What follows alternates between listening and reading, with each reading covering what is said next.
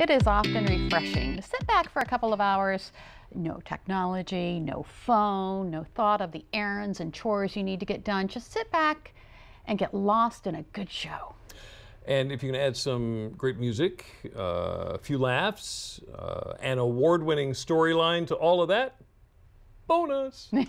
Well, you have the opportunity to do just that next weekend when the Community Players of Salisbury present the Drowsy Chaperone. The show's director, Kel Nagel, joins us along with Steve Culver, who is an actor in the show. Thank you both for joining us this afternoon.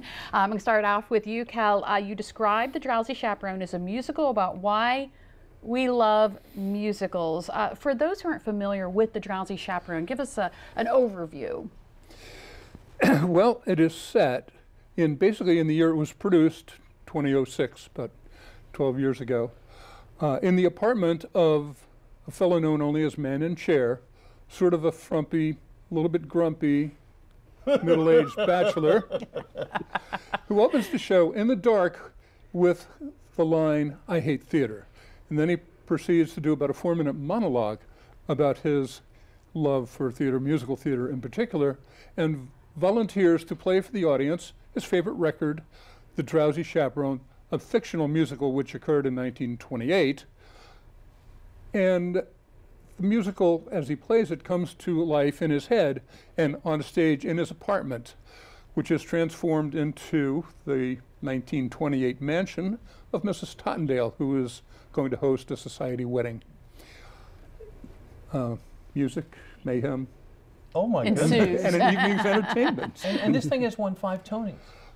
Yes, it won't win any Tonys in Salisbury, but I think we'll do a pretty good job. Yeah, I could. You never know. It won Tonys actually for best musical score, best book of a musical, direct or choreography, I believe. Wow.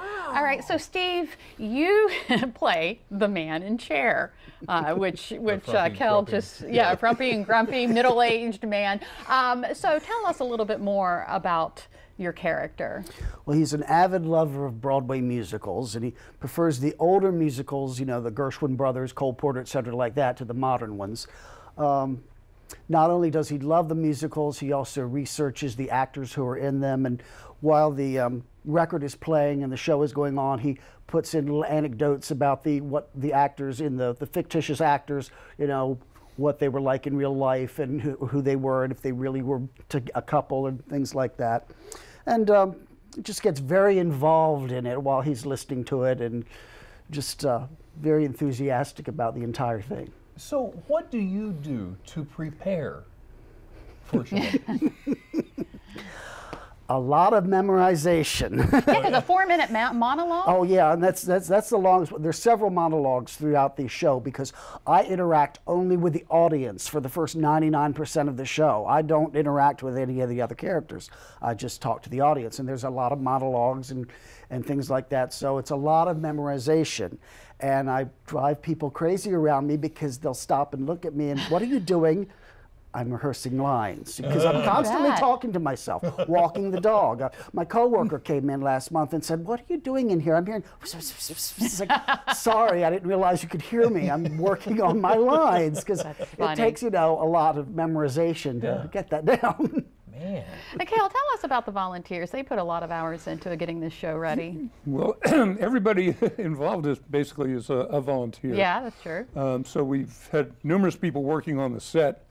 I've got to credit David Allen and Bill Zlakowski for designing some very ingenious things. They built an airplane. They have an airplane appear on stage. It doesn't fly. Okay. It rolls. A Murphy bed that folds down and up with people in it. A few odds and ends like that. All of the actors are volunteers. Everybody comes from various ways of life. We have some teachers, some students, one podiatrist, hairstylist, you name it, and a retired pulmonologist acting as director. And that is an act, believe me. It's a lot of fun for everybody. So why do you feel community theater is so important? Well, first of all, I think all of the arts are important. And one thing about this show is that, as Steve's monologue says, it gives us something to go to when we're feeling blue. Escapist entertainment is important, whether it's NCIS, which you guys run, or whether it is live theater, music.